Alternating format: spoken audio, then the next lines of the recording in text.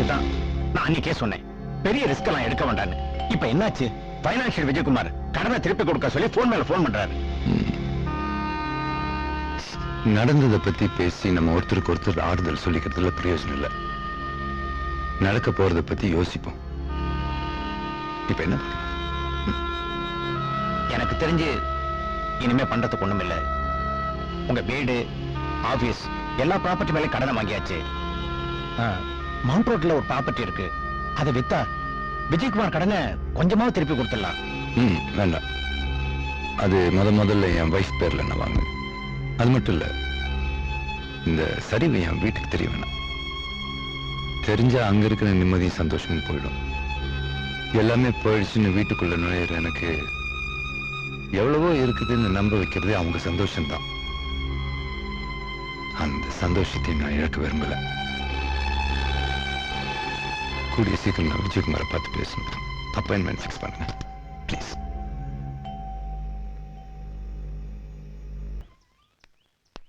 அதே ரூம்ல தான் இருக்கான். பிளான் படி நீ அவன் கிட்ட போய் பேசு. ஏய் கோபி, இதுல ஏதாவது சொதப்புச்சு? அதெல்லாம் ஒண்ணும் ஆகாது, முதல்ல போ போ. ஏண்டா எப்படி பார்த்தாலும் ரூம் உள்ள ஒரே இருட்டா இருக்கேடா.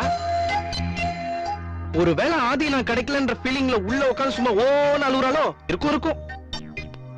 ஏண்டா எப்படிலாம் நம்மள அலைய விட்டா? அதுக்குதான் சரியான பதிலடி தந்தோம்ல.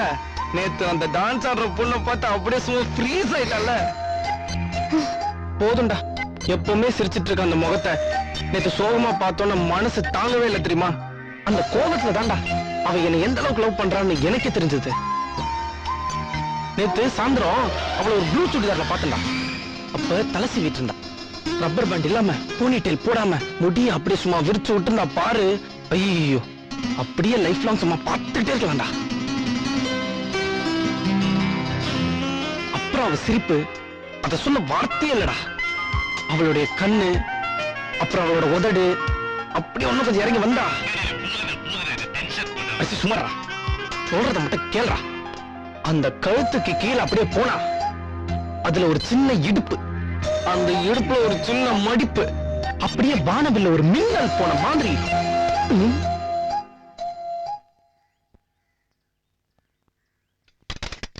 ஒளிஞ்சிருந்து பைனாகுலர்ல ஏறும் எதுக்கு வாட்ச் பண்ணிட்டு இருக்க? இரு, உன் அம்மா கிட்ட போய் சொல்றேன். ஏ, நீ பெரிய பேரழகி, உன்னை அப்படியே பாத்துட்டு இருக்காங்களாக்கும். அதெல்லாம் ஒண்ணும் இல்ல.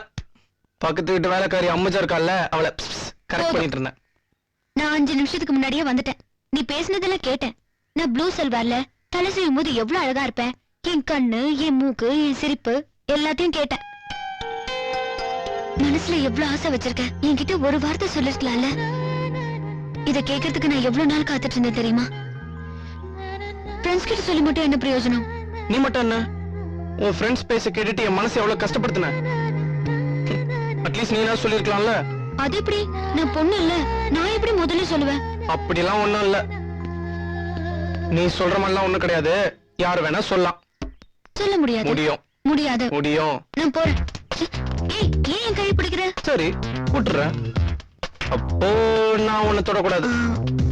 அப்படிலாம் இல்ல. அப்ப தொடலாமா?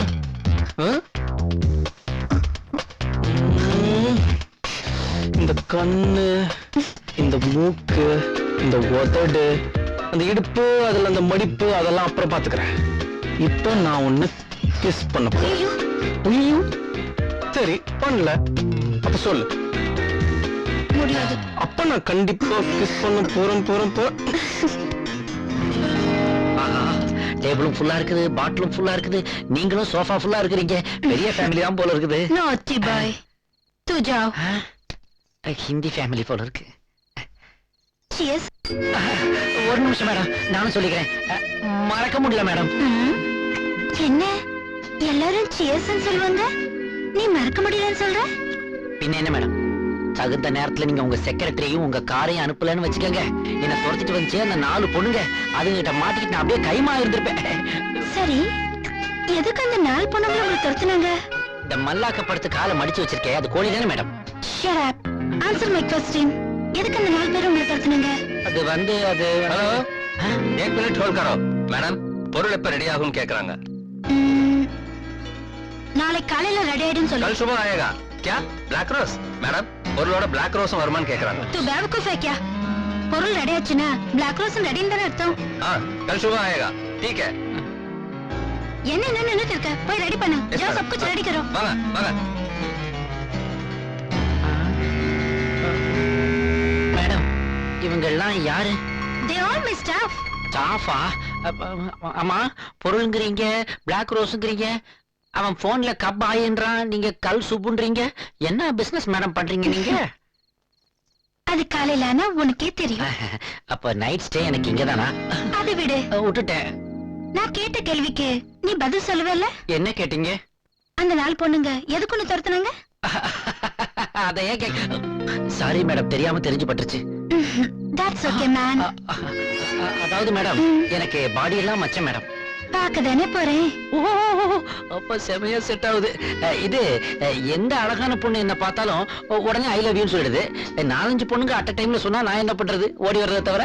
அதுல ஏதாவது ஒண்ணு பார்த்து செலக்ட் பண்ணிக்க வேண்டியதானே? அது இனிமே என்னால முடியாது மேடம். ஏன்?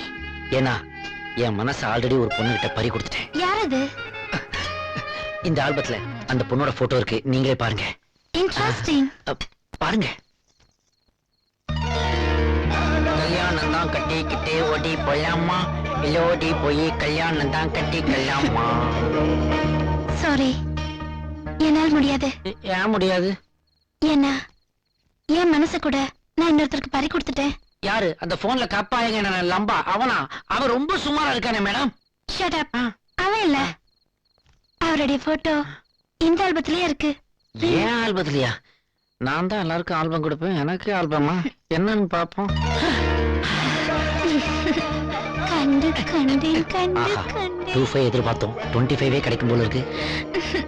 ஆமா, செமக்கட்டை எழுத்தாப்புல இருக்கும்போது இந்த கண்ணாடிக்குள்ள ஒரு உருட்டு கட்டை தெரியுதே, அது எப்படி? விடிஞ்சதும் உங்களுக்கே தெரியும். வெளியே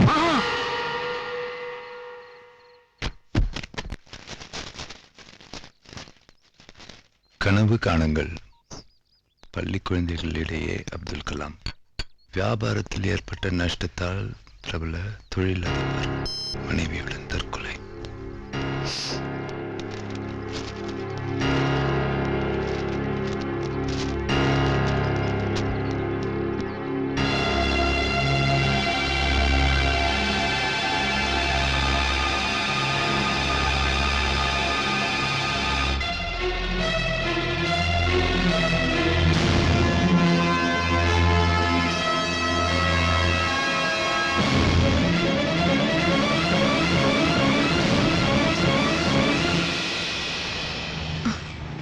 நாம தப்பு பண்ணிட்டோம்.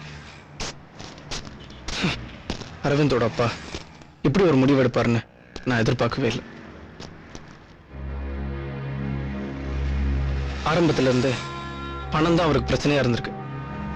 இல்லைன்னா அரவிந்தோட காதலுக்கு தடையா இருந்திருப்பாரா? பணம் மட்டும் பிரச்சனை இல்ல, குடும்ப கௌரவம், மத்தவங்க என்ன சொல்லுவாங்கங்கிற நினைப்பு எல்லாமே ஒரு காரணம். வாழ்க்கைங்கிறது வெறும் காதல் மட்டும் இல்லைன்னு இப்பதான் புரியுது. உண்மைதான்.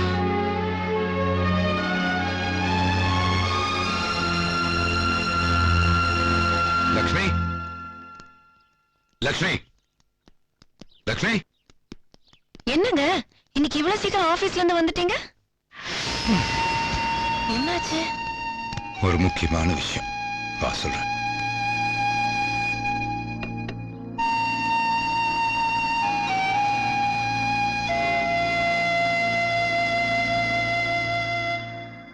எல்லாத்தையும் பறி கொடுத்துட்டேன். இத்தனை வருஷமா கஷ்டப்பட்டு சம்பாதிச்சு எல்லாத்தையும் இழந்துட்டேன்.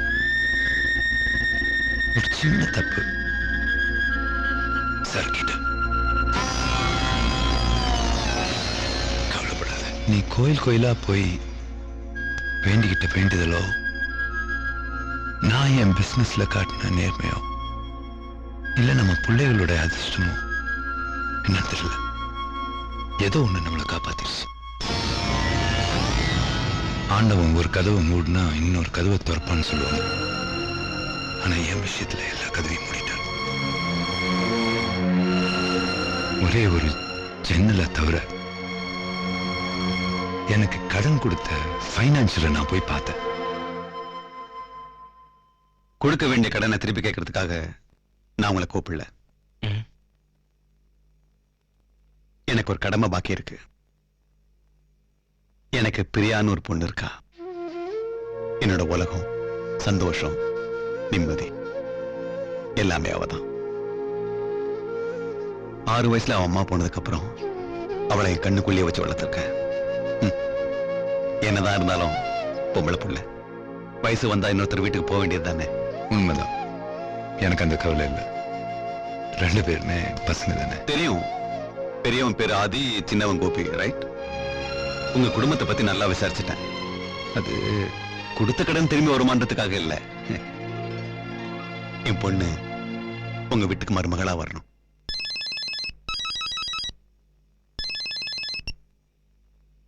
ஹலோ, சொல்லுமா.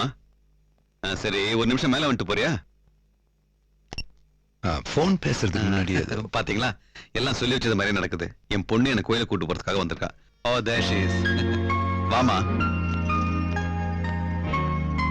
இது என்னோட ஃப்ரெண்ட் நட்ராஜன். வணக்கம் அங்கிள். பிரியா. வணக்கம். சரிம்மா, நீ போய் கார்ல ஏதோ வந்துடும். சரி, சீக்கிரம் வந்துருங்க. வரேன் அங்கிள். ஓகே. என் பையன் கொடுத்து வச்சிருக்கணும். நான் தான் கொடுத்து வச்சிருக்கேன். ஆதி என் வீட்டுக்கு வரட்டும், பிரியாவை பார்க்கட்டும். சரின்னு சம்பந்தம் சொல்லிட்டா நீங்க எனக்கு கொடுக்க வேண்டிய பாக்கி இருக்கு இல்லையா, அதுல 10 காசு கூட எனக்கு வேணாம். இல்ல, அதுக்கும் இதுக்கும் சம்பந்தம் படுத்தி நான் சம்பந்தம் பேசல. என் சொத்தெல்லாம் என் பொண்ணுக்கு தானே. அவளே உங்க வீட்டுக்கு மருமகளா வந்துட்டா அதுக்கப்புறம் நமக்குள்ள என்ன கணக்கு வழக்கு? அவ்வளவு சொத்து இருந்தும் அந்த பொண்ணுக்கு அப்படி ஒரு அடக்கம். நம்ம பையனுக்கு ஒரு நல்ல மனைவி கிடைப்பா, நமக்கும் ஒரு நல்ல மருமக கிடைப்பா, நல்ல குடும்பம். எல்லாமே இந்த மாதிரி ஒத்து வர்றது பெரிய விஷயம். நீதான் அவங்ககிட்ட சொல்லணும். நீங்க ஆதி கிட்ட கேளுங்களேன். நான் எப்படி சொல்றது? நீதான் கேட்கணும். ஆனா லக்ஷ்மி, நம்ம பண கஷ்டம்லாம் அவனுக்கு தெரியக்கூடாது. என்ன, ஆதி நம்ம மேல அளவுக்கு அதிகம் பாசம் வச்சிருக்கான். அதுக்கு நம்ம ஒரு வேலை பேசிட்டோம்னு அவன் நினைக்க கூடாது. அவனுக்கு சம்மதம்னா மேற்கொண்டு பேசுவோம். உங்க முடிவுக்கு எதிரா அவன் எதுவும் சொல்ல மாட்டாங்க.